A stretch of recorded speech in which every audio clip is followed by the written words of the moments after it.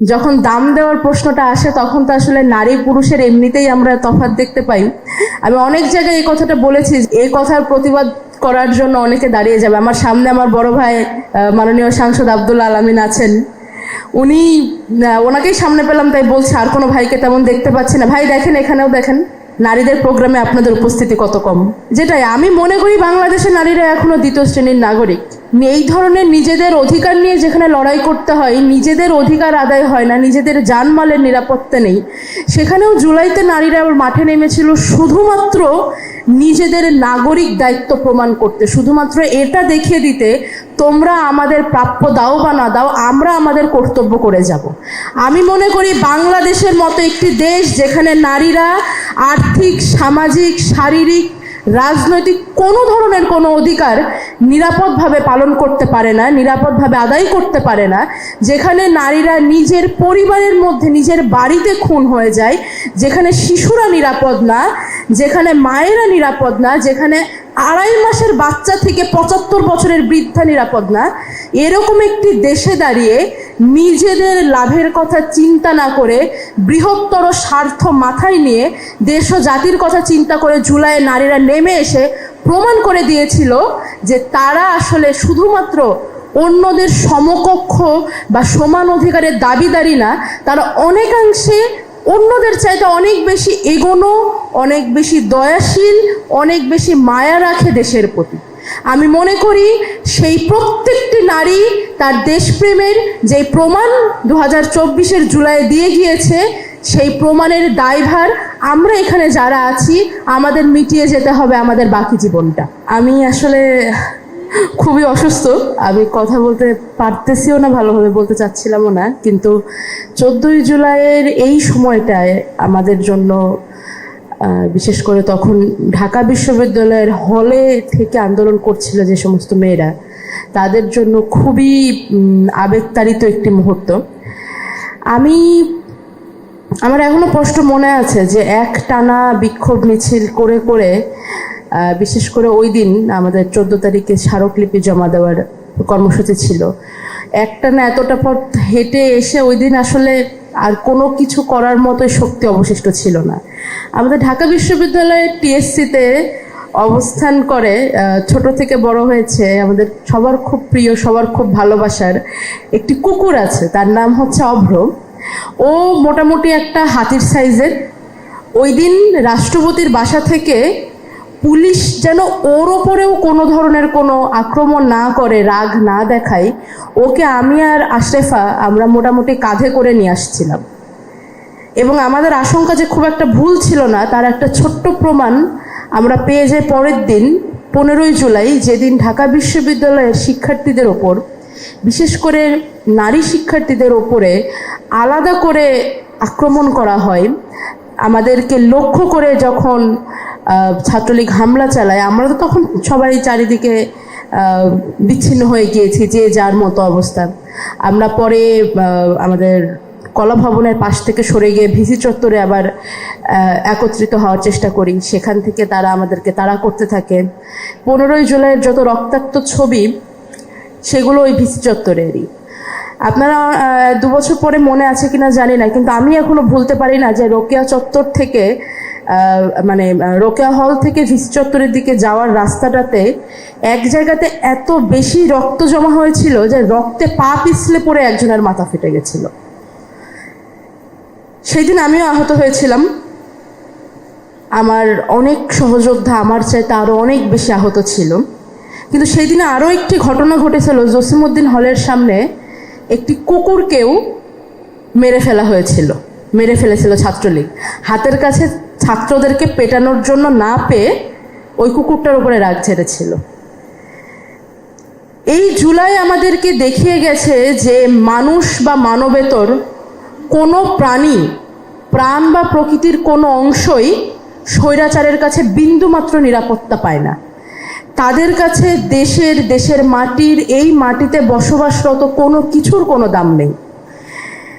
আর যখন দাম দেওয়ার প্রশ্নটা আসে তখন তো আসলে নারী পুরুষের এমনিতেই আমরা তফাৎ দেখতে পাই। আমি অনেক জায়গায় এই কথাটা বলেছি যে আমি অনুভব করি যে বাংলাদেশে নারীরা দ্বিতীয় শ্রেণীর নাগরিক। এই কথার প্রতিবাদ করার জন্য অনেকে দাঁড়িয়ে যাবে। আমার সামনে আমার বড় ভাই মাননীয় সাংসদ আব্দুল আলামিন আছেন, উনি ওনাকেই সামনে পেলাম তাই বলছে আর কোনো ভাইকে তেমন দেখতে পাচ্ছি না। ভাই দেখেন, এখানেও দেখেন নারীদের প্রোগ্রামে আপনাদের উপস্থিতি কত কম। তো যেটাই আমি মনে করি, বাংলাদেশের নারীরা এখনো দ্বিতীয় শ্রেণীর নাগরিক। এই ধরনের নিজেদের অধিকার নিয়ে যেখানে লড়াই করতে হয়, নিজেদের অধিকার আদায় হয় না, নিজেদের জানমালের নিরাপত্তা নেই, সেখানেও জুলাইতে নারীরা মাঠে নেমেছিল শুধুমাত্র নিজেদের নাগরিক দায়িত্ব প্রমাণ করতে, শুধুমাত্র এটা দেখিয়ে দিতে তোমরা আমাদের প্রাপ্য দাও বা না দাও, আমরা আমাদের কর্তব্য করে যাব। আমি মনে করি বাংলাদেশের মতো একটি দেশ যেখানে নারীরা আর্থিক, সামাজিক, শারীরিক, রাজনৈতিক কোনো ধরনের কোনো অধিকার নিরাপদভাবে পালন করতে পারে না, নিরাপদভাবে আদায় করতে পারে না, যেখানে নারীরা নিজের পরিবারের মধ্যে নিজের বাড়িতে খুন হয়ে যায়, যেখানে শিশুরা নিরাপদ না, যেখানে মায়েরা নিরাপদ না, যেখানে 2.5 মাসের বাচ্চা থেকে 75 বছরের বৃদ্ধা নিরাপদ না, এরকম একটি দেশে দাঁড়িয়ে নিজেদের লাভের কথা চিন্তা না করে, বৃহত্তর স্বার্থ মাথায় নিয়ে, দেশ ও জাতির কথা চিন্তা করে জুলাইয়ে নারীরা নেমে এসে প্রমাণ করে দিয়েছিল যে তারা আসলে শুধুমাত্র অন্যদের সমকক্ষ বা সমান অধিকারের দাবিদারি না, তারা অনেকাংশে অন্যদের চাইতে অনেক বেশি এগোনো, অনেক বেশি দয়াশীল, অনেক বেশি মায়া রাখে দেশের প্রতি। আমি মনে করি সেই প্রত্যেকটি নারী তার দেশপ্রেমের যেই প্রমাণ 2024-এর জুলাইয়ে দিয়ে গিয়েছে, সেই প্রমাণের দায়ভার আমরা এখানে যারা আছি আমাদের মিটিয়ে যেতে হবে আমাদের বাকি জীবনটা। শুধু 14ই জুলাই নিয়ে বলতে গেলে তো আসলে বলা যায় না, অনেক কথা চলে আসে, এত কিছু বলার শক্তি পাচ্ছি না, হাঁপিয়ে যাচ্ছি। তবে আপনারা যারা আজকে এখানে উপস্থিত হয়েছেন, আপনাদেরকে একটা কথা বলে আমি আমার বক্তব্য শেষ করব। আমরা যারা ক্যামেরার সামনে হয়তো আপনাদের চাইতে একটু বেশি আসার সুযোগ পাই, কিংবা ক্যামেরা যাদের ফোকাস করে, আমরা আপনাদের চাইতে কোনো দিক থেকেই এগিয়ে গিয়েছি এমন নয়, কোনো দিক থেকে আপনাদের চাইতে বিশেষ নই। বরং আপনারা যারা কোনো ধরনের কোনো রেকগনিশন ছাড়াই দিনকে দিন প্রত্যেক দিন নারীদের অধিকার নিয়ে কাজ করে যাচ্ছেন, তাদেরকে স্যালুট। এসেছেন তার জন্য নতমস্তকে আপনাদেরকে বিনয় জানাই, ধন্যবাদ জানাই, কৃতজ্ঞতা জানাই। আপনারা আমাদের সাহস। সর্বোপরি আপনাদেরকে একটা কথা বলবো, নিজের অধিকারের জন্য লড়াটাও কিন্তু নারীর অধিকারের জন্য লড়াই।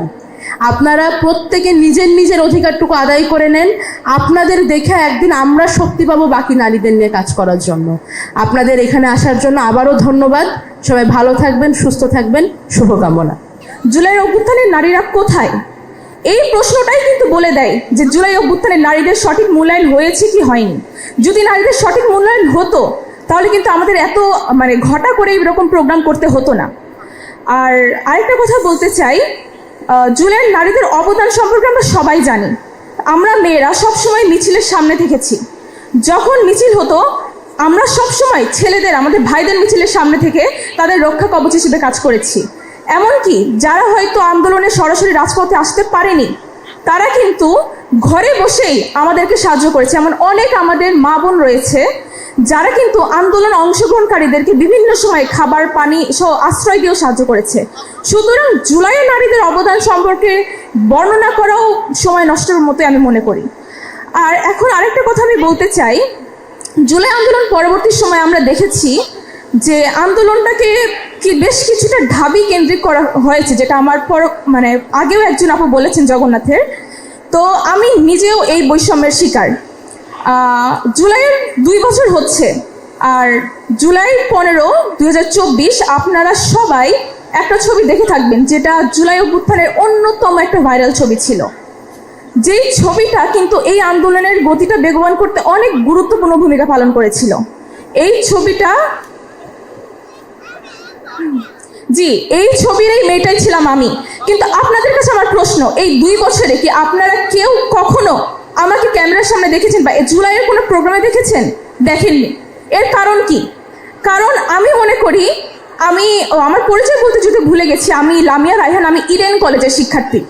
এবং আমি এখানে এটাও যুক্ত করতে চাই যে আন্দোলন পরবর্তী সময় আমাকে অনেকেই জিজ্ঞাসা করে যে আপু, আপনার ছবি তো অনেক ভাইরাল হয়েছিল, শুধুমাত্র বাংলাদেশে না, বিদেশে, জাতিসংঘের সব জায়গায় আমার ছবিটা ছড়িয়েছিল, কারণ এই ছবির মাধ্যমেই কিন্তু মানুষ জেনেছিল যে আমাদের উপর কতটা অত্যাচার করা হচ্ছে।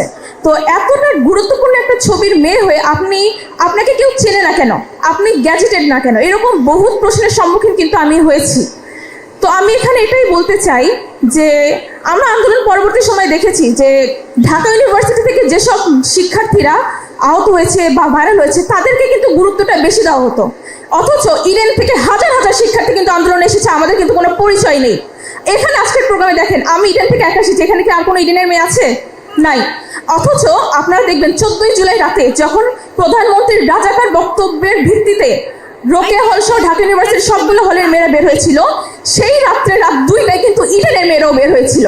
কিন্তু আমাদের ক্যাম্পাসে কিন্তু কোনো ছেলে নাই, আমাদের সম্পূর্ণ মেয়ে দ্বারা ক্যাম্পাস। তো আমাদের দরজার সামনে কোনো আমাদের সহপাঠী বা আমাদের বন্ধু বা ভাই নাই যে আমাদেরকে প্রোটেক্ট করে মাঝরাতে রাস্তায় বের করবে। আমাদের ইডেনের মেয়েরা নিজেদের ভরসে রাত 2টায় হলের তালা ভেঙে 14 জুলাই রাতে মিছিল করেছিল, কিন্তু সেটারও কিন্তু কোনো নাম এখন পর্যন্ত কেউ বলে না। সবাই বলে ঢাকা ইউনিভার্সিটির শিক্ষার্থীরা নেমেছে, ঢাকা ইউনিভার্সিটির শিক্ষার্থীরা সব আন্দোলন করেছে। তাহলে ইডেনের মেয়েরা কোথায়?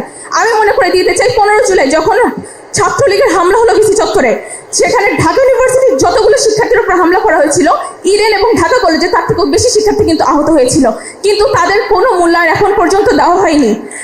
আমার কলেজ থেকে ইডেনের শত শত মেয়ে আহত হয়েছে, ইভেন আমাদের ভাইরাল হয়েছে, আমার ছবিটা ভাইরাল হয়েছিল, ইডেনের আরেকটা মেয়ের ছবিও ভাইরাল হয়েছিল, কিন্তু আন্দোলন পরবর্তী সময়ে আমাদের সাথে কিন্তু কেউ যোগাযোগ করেনি। এই বিষয়ে আমি বৈষম্য বিরোধী ছাত্র আন্দোলন যারা যখন সমন্বয়ক ছিলেন তাদের থেকেও কোনো একজন ব্যক্তি কখনো আমার সাথে কখনো যোগাযোগ করার চেষ্টা করেনি, কোনো খোঁজ খবর নেয়নি। অথচ তাদের দায়িত্ব কিন্তু ছিল যে এই মেয়েটা কে, এই মেয়েটা কোথা থেকে এসেছে, এই মেয়েটা এখন কি অবস্থা, আমার কোনো খোঁজ কেউ নেয়নি। তো এটা আমার এক প্রকার হতাশা।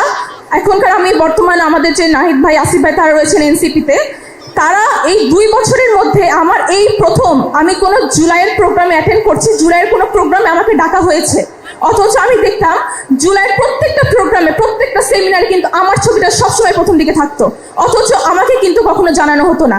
এখন আপনারা বলছেন তাহলে জুলাই নারীরা কেন হারাবে না?